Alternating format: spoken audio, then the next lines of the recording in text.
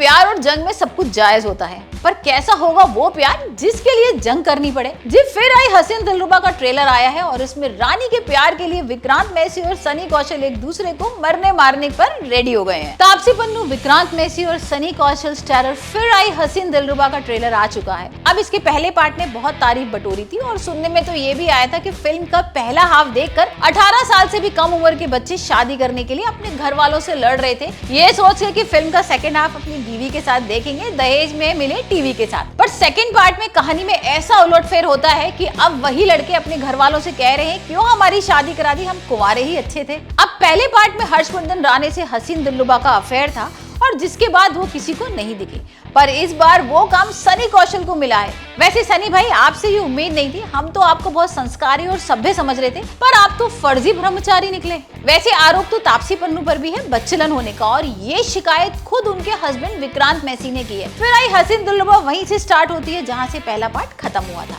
अब विक्रांत मैसी के मरने का केस फिर से रीओपन होता है क्योंकि जिम्मी शेरगिल को डाउट है कि मरने वाला विक्रांत मैसी नहीं बल्कि उनका भांजा हर्षवर्धन है। अब हसीन दिलरुबा दूसरे शहर में शिफ्ट तो हो जाती है पर अपने पति के साथ नहीं रह पाती क्योंकि दुनिया की नजर में इनका पति मर चुका है। पर पति इनके साथ ऐसे मिलने आता है मानो पति नहीं शादी के बाद का अफेयर वाला आशिक हो। पर केस फिर से रीओपन होने के कारण उनके पति का आना मुश्किल हो जाता है और हमारी हसीन दिलरुबा को सनी से प्यार हो जाता है। अब विक्रांत मैसी की यही तो शिकायत थी जो यकीन में बदल जाती है। फिर क्या हस्बैंड और लवर दोनों भिड़ पड़ते हैं गाँव के मेले में। विक्रांत कहते हैं अगर अपनी लाइफ की परवाह है तो प्यार करने से पहले थोड़ा देख परख लेते ना, ये सिंगल है या किसी की बीवी, नहीं तो जान के साथ साथ ना हाथ भी धो बैठोगे क्योंकि जो हमारी बीवी को हाथ लगाएगा हम गब्बर की तरह उसके हाथ काट देंगे। अब मेरे जैसा होता तो रिस्क नहीं लेता भाई, हाथ कट गया तो रील्स देखने के लिए उंगली कहाँ से लाएंगे।